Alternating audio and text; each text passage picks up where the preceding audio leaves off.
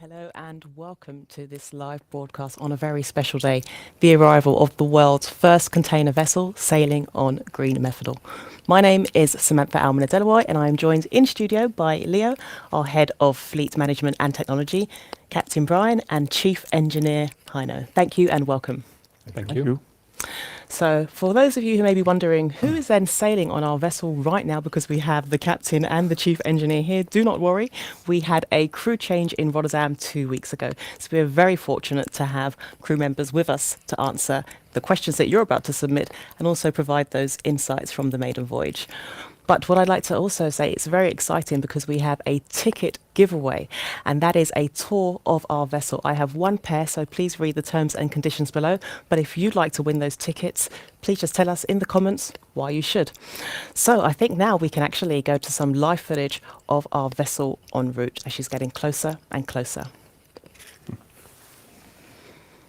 Or coming soon, because this footage is actually when it was earlier in the day. But we should be able to see some of that shortly. So yes, the journey has started, and we can see that she is making her destination to headquarters here in Copenhagen and should be with us shortly, but we'll be able to get some live footage for you very soon. But of course, here we go, without further ado. So this is where she's going to be doing her berthing and be arriving soon. But Captain Brian, I think we should start with you. Yeah. How has the maiden voyage been, and what are some of your highlights? Because we know, of course, that the vessel left Korea on the 15th of July and then sort of left our partner's yard, which was Hyundai Mipo Dockyard, and then came here. What was that like? That was very, very interesting. It's always interesting to take over a new vessel. Yeah. And especially the first days after you take over, you have to, even though you have been on the yard and kind of know the vessel, it's only when you own the vessel or you are allowed to push all the buttons that you actually really start to get familiar with the vessel. So you were very busy the first days and taking in a lot of things and finding out this is not working, this is working. And yes. This is, of course, we can see a lovely map here of the route that it's taken to get here. Yep. Yeah, so the first port was Shanghai, and we had a lot of preparations to do on these first days after the first bunkering of methanol, which was also a big thing for us. Yes. Been training for that for a long time for this because of the safety issues with handling methanol, low flashpoint fuel, and with the flames that are invisible in daylight. So yeah, a lot of training have gone into getting there. Absolutely. Well, I'll take one of the questions that have come in. That's from Sebastian on LinkedIn, and that's maybe a question that you could answer here, Leo. What route is she actually going to operate in now that she's in service, and where will she do her bunkering? Right. So after this week of celebration, towards the beginning of October, the vessel will be deployed in North Europe, in the Baltic area, and she will do a rotation around Bremerhaven, and eventually then heading towards Denmark, utilizing also the Kiel Canal.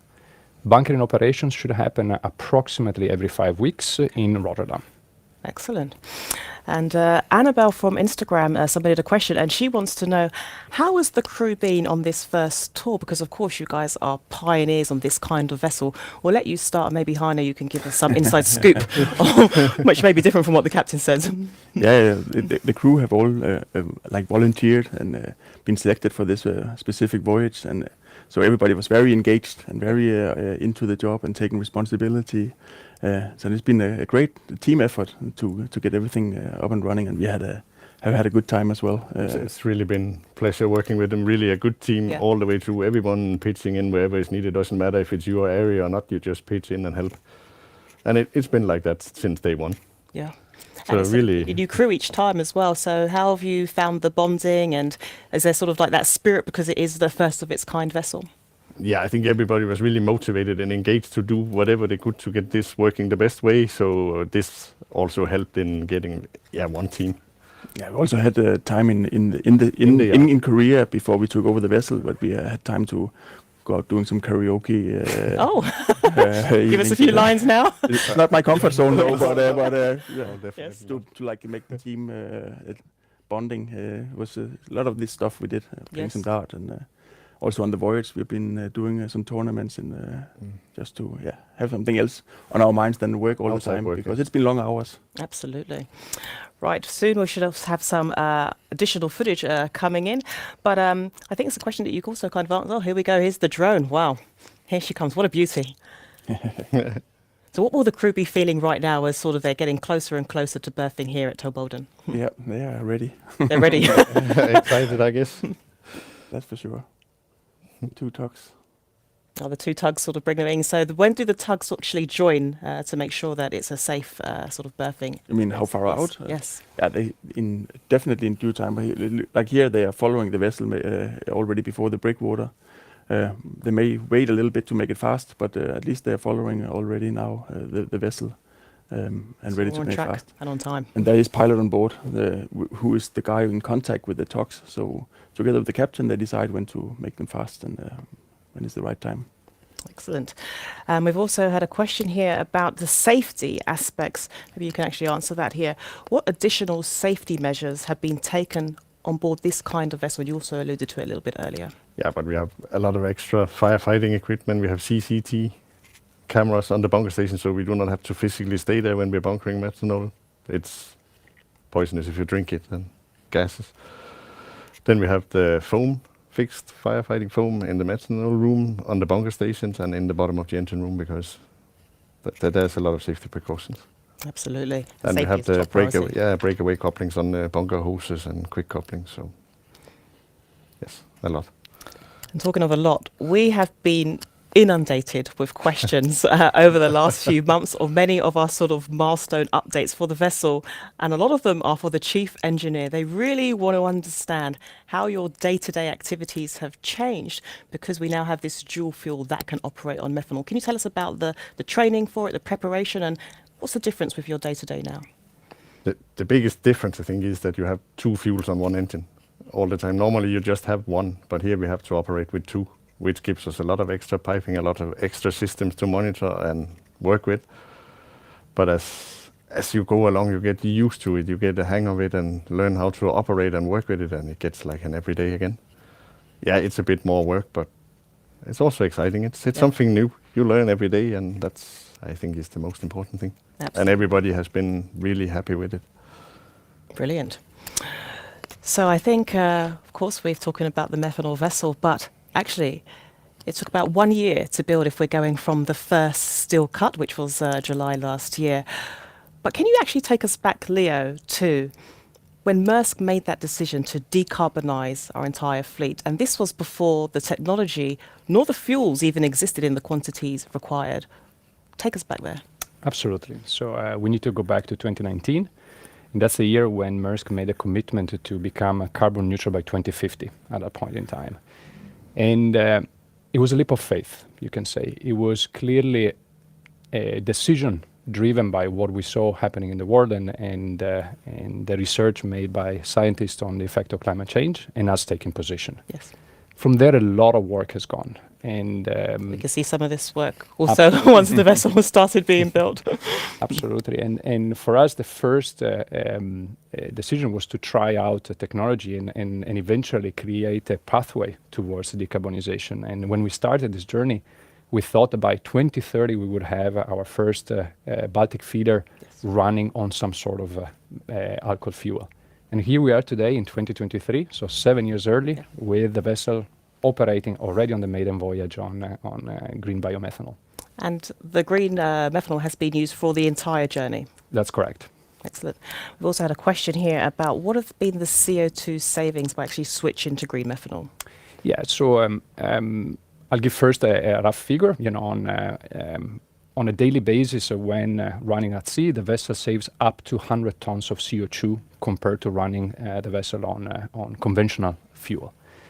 Then when you look at the greenhouse gas impact, the fuel that we are currently using provides a reduction of about 65% compared to conventional fuels. The potential is to go up to 90-95% depending on how methanol is produced. Excellent. And I know that also involves quite a lot of partners because, as we know, it's a chicken and egg situation. Can you tell us a little bit more about that? Because, of course, at some point we will need more fuel for the rest of our fleet. For sure. So I do believe that what happened in the last few years is actually extraordinary and shows how we have created a followership in the industry. So there was indeed this dilemma of do we invest first on the vessel or do we expect first the fuel to be available? And we took a bold move to order 1 + 18 much larger container vessel supposed to run on methanol. And that created a very strong demand signal. So you can say that we are past the point of the chicken and egg situation. There's a lot of development happening in the market with regards to fuel production, a lot of activity worldwide, and we're very busy basically creating the volume and the pipelines that we need for methanol supply. Absolutely. I'd also like to remind you that you can submit your questions live so that we can ask the gentleman here. And also, if you would like to get on board that vessel and have a vessel tour, please submit in the comments why you think you should win, and we'll do that draw at the end of this show. So I think we should maybe took some live footage right now so we can actually see how close the vessel is getting. Here we go. Still, oh, here we go. Yes, we can see it there in the background, coming in closer and closer. But Captain Brian, can you tell us, because I understand that actually berthing here at Tolbolden is actually a little bit challenging. Can you tell us why? I mean, you can see also on the footage that we have these towers that will be used for coming on board and going off the vessel because of all the visitors we will have, and they are quite close to the edge of the berth. So when he's coming alongside, they have to be very careful not to come at an angle. They have to be parallel to the berth when they are getting alongside. It's always like that, but of course you don't want to mess this one up. No. Sure. No. So they will be on their toes, making sure that we are getting a nice berthing for sure. Absolutely. And I think now is a great time because as it's getting closer, we can see the tugs there. But earlier, we actually recorded the tugboat salute, which was actually fantastic. The reason it was done a little bit out in open water is because these small but mighty tugs can shoot up to 100 meters. So, of course, we don't want to spray any of the pedestrians walking here to see the vessel coming in. But what would that be like? Here we can see actually what the experience was. Absolutely amazing. When you're on a vessel like this, and there are occasions when the tugs do these salute, what does that feel like when you're sort of on the vessel and watching this? Good question. I've never tried it actually. You've never had it in your illustrious career? Oh, well, now you But can it looks experience really, it really here. cool. Yes. Yeah, that's a nice gesture, I guess, from the port to celebrate the vessel's arrival like this. Oh, yes. There's a lot of water coming out of these monitors. Yes, it's 100 meters. I said, depending on the weather, it can be 150 meters in terms of the spray, but really beautiful footage that we got there. And actually, yesterday, we got these shots from on board, which was the third officer. Heino was actually putting this on his Instagram story, so we can actually see what they were experiencing there as well. Looks beautiful. But I think it's wonderful. And of course, it's quite rare as well. I think a few months back, the Port of Bremerhaven did one for our CEO, Vincent Clerk, and he was sort of very modest about it. He's like, oh, this is wonderful. I said, it's for you. But he wasn't quite expecting that. But really beautiful scenes here. Yeah, it looks cool. Excellent. So I think we'll take another question. So basically, when we see that vessel, it looks pretty big from my eyes, but actually this is actually part of the smaller series, what we call actually a feeder, and it can carry 2,100 TEU containers, which is about the equivalent of 32,000 tons. But for you out there who, don't really like the metric measuring system, that is the equivalent of 5,000 African elephants. So now we actually borrowed some of those measurements in elephants from our captain, Christian Rohrbeck on the Marseille Maersk. He likes to measure in elephants. But can you tell us, at the moment, we actually have some larger ocean-going vessels which are being built in Hyundai Heavy Industries Yard. Tell us about those in construction, but also what's on the order books. We can see some here. Absolutely. So this indeed is the first one we're taking delivery, and experience and the confidence for the vessel we're going to take delivery starting already from the beginning of next year. Yes. And the first series we're going to take delivery is around 16,000 containers, so it's a much bigger vessel. They will be deployed to the main lines of our network. Then the next series will be slightly bigger, reaching 17,000, also delivery towards 2025, the latter part. And then from 26 and 7, we're going to add 9,000 container vessels, and these 6 ones will be built in China. So quite busy activity at the yards, both in Korea and China. Absolutely, very busy. We've got a question from Sophia on LinkedIn, and what is the expected ratio of methanol to other fuel consumption on this ship? Who can take that? The ratio? Yes. Compared to burning fossil fuel, you use 2.5 times more methanol in order to obtain the same power. So. bit of a difference there. Then. It's a bit of a difference. Yes. It's quite a lot more, but yeah. Yeah, methanol has a less calorific value Yes. compared to a conventional fuel, and that's why you need more quantity. Okay. Right. And another question for you here, Leo, is what have our customers been saying about these vessels? Because, of course, at the moment we have one feeder, but what is this sort of demand and expectation going forward? Yeah, this is part of our what we call our eco delivery product, where in essence our customers can buy green transportation. And so the capacity we are adding through this vessel will basically boost our ability to deliver eco delivery, which is a product that has grown since its inception. And we can see some of our large customers renewing their commitments to eco delivery, and that gives us a lot of confidence that we are on the right path together with our customers. Absolutely. We've got another question here from Vikas. How many ships like this will there be coming up in the next 5 years? You did allude to how many. And which other companies are planning to launch this kind of ship this year? Other companies. But yes, can you tell us what's the 5-year pipeline? As I said, Maersk has been the pioneer in this area, and we are the first on taking delivery of this beautiful Baltic feeder. Yes.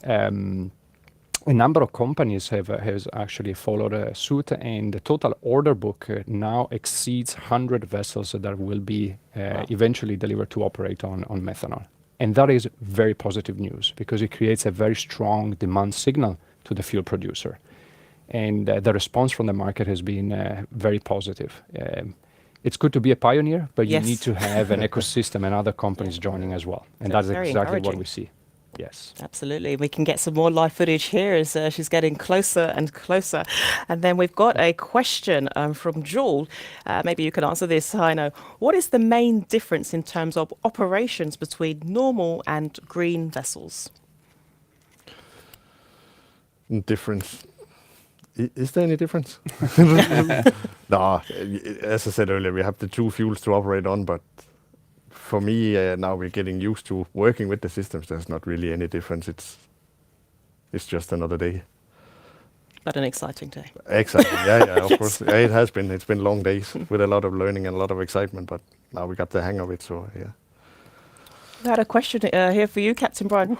What is actually your favourite vessel, if not, of course, this one that you've sailed on?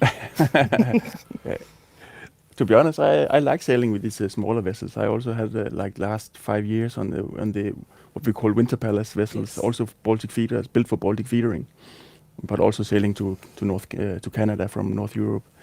I've been very happy with sailing this size of vessels. There's many ways you can career can go, and I ended up in the smaller segment, but I enjoy it. Excellent. I've got some footage now to say of the engine room and the team there. So, Heino, can you tell us what it's been like sort of day to day? How's the engine crew? A little bit different from the rest of the crew, and what are you guys working on here? Yeah, here they're changing a fuel injector for the methanol system on the main engine, so... A lot of piping. A lot of piping. You see, there's not so much space out there, so... But yeah, we get used to it. And you said that was one of the differences, actually, with that is you have so much extra piping. If you look on the top, normally you'll just have 3 pipes coming up here. There's like 5, 6, 7, and a lot of pipes around it. Plus, it's a compact engine, so there's not much space to operate on. But yeah, they're doing it, and the team is really brilliant. They're working very good together, all of them. But the day-to-day, more or less normal for engineers, I guess. Yeah. Daily routines, things we have to do every day, and then plus maintenance or breakdown maintenance, depending on what comes first. And that's a very good point here, because of course we're celebrating the vessel here, but actually when it comes to sort of global trade and the role that ocean and shipping sort of takes in that, maybe you can give our sort of audience a little bit of sort of insights into that role that sort of ocean container shipping does for the industry. Absolutely. So first and foremost, majority of commodities and goods gets transported via shipping. It's the most efficient mean of transportation.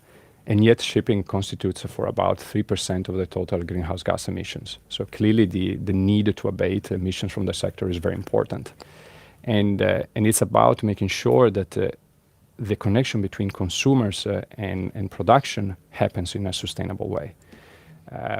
So it's about creating this conveyor belt of the future, if you will, utilizing technology, different fuels that will allow prosperity and growth also for the decades to come.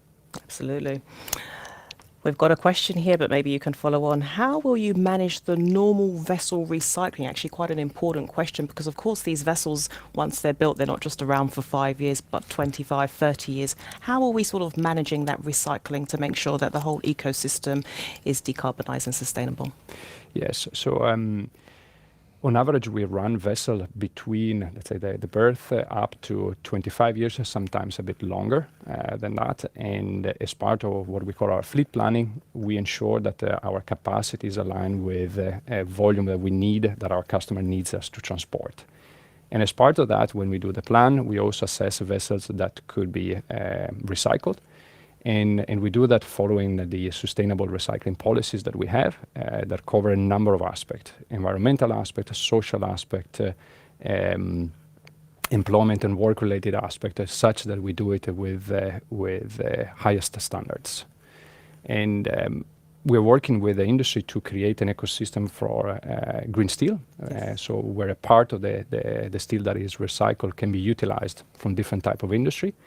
I have to say this is at its infancy still, but growing quite rapidly as a movement. And it's a very important part of the overall carbon reduction movement in the world. We're just zooming in here. I can see the camera just went a bit closer. You can see that all the way to 0. So she's making a steady way in and should be here for the next sort of 5 to 10 minutes.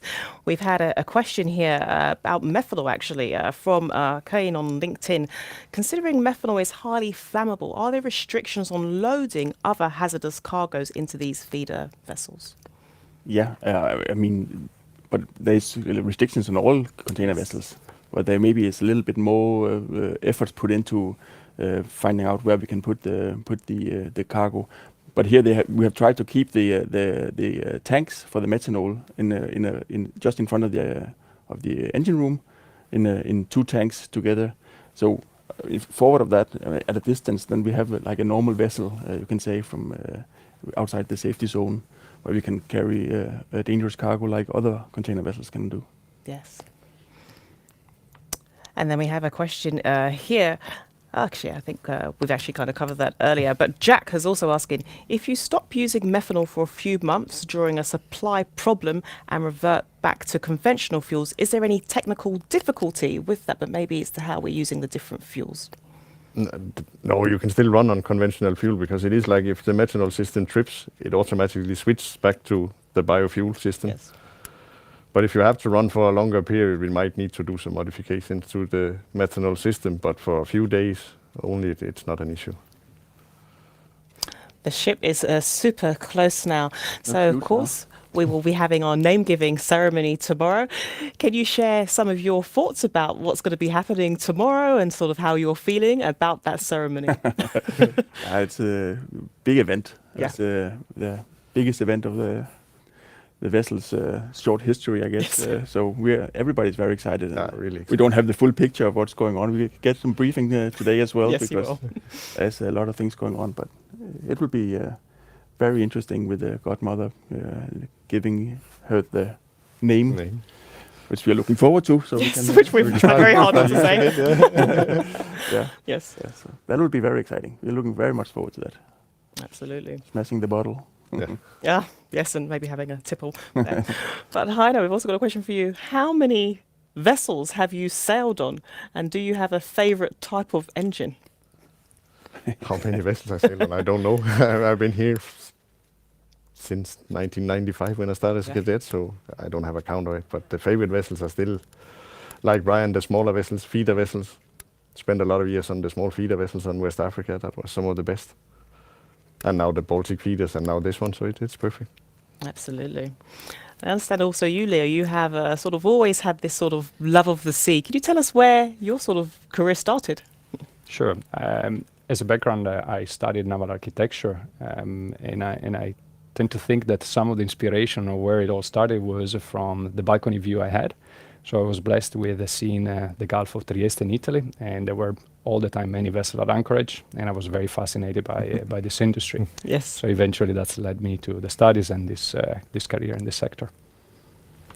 And we've got a question from Bukola from LinkedIn. What are some of the key challenges and learnings you've experienced with this new vessel, and what are some of the risks? So maybe we'll get a quick short answer from each of you for that. So We'll start with you, Captain The Brian. lessons that we Yes, the lessons you've learned on sailing this on its maiden voyage.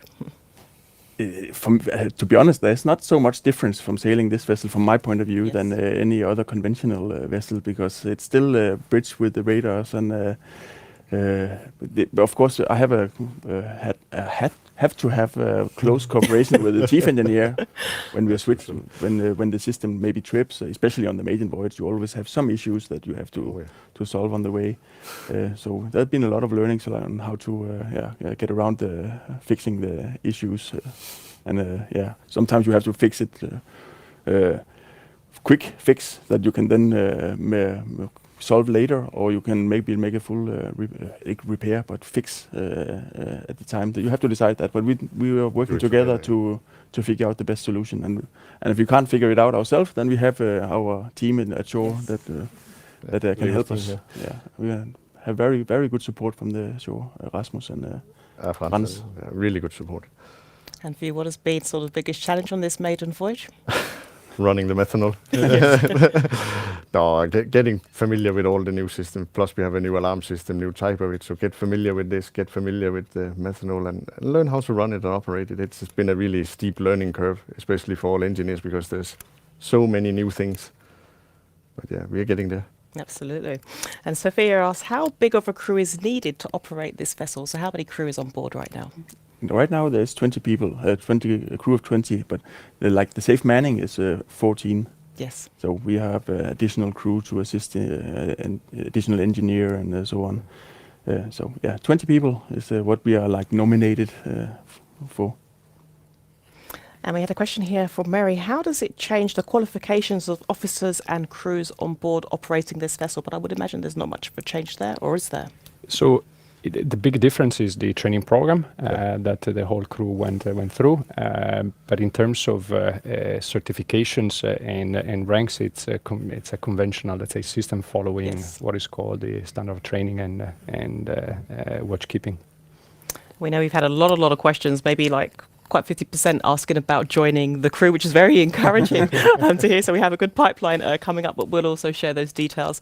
And now we can see getting ever so close now, and of course with our beautiful rainbow container also on board, and many different customers also like Bestseller and Amazon have also said that they've got a vessel on board here with goods, so it's fantastic that we can deliver this for our customers. I think now is the time. Actually, I'm getting a winner for the vessel tour, which has been drawn across all of our channels, and I'm pleased to say that the winner of that vessel tour ticket is Søren Anderson. So there you have it. We'll also message you all the details about how you can collect those tickets and go on that tour on Sunday. But also, because we've had so much great engagement from our sort of audience, what I'll do is later today, I'll go across each of the channels and pick 2 names to actually send a lovely Lego ship to, which is fantastic. But I would like to say, it's been fantastic having you here. It's actually, we're going to go outside and now welcome our vessel coming up. So fantastic. Thank you so much for sharing your insights about the maiden voyage that we have had so far. And also I'd like to thank you, our audience, for joining us. I hope you stay tuned and join us tomorrow at 10 a.m. Central European time, because that is when we will live stream the name-giving ceremony of the world's first container vessel sailing on methanol. And we will have the godmother there, who is the European Commission President, Ursula von der Leyen. So it's going to be a great watch. Please tune in, and we look forward to seeing you soon. Thank you. Thank you. Thank you. Thank you.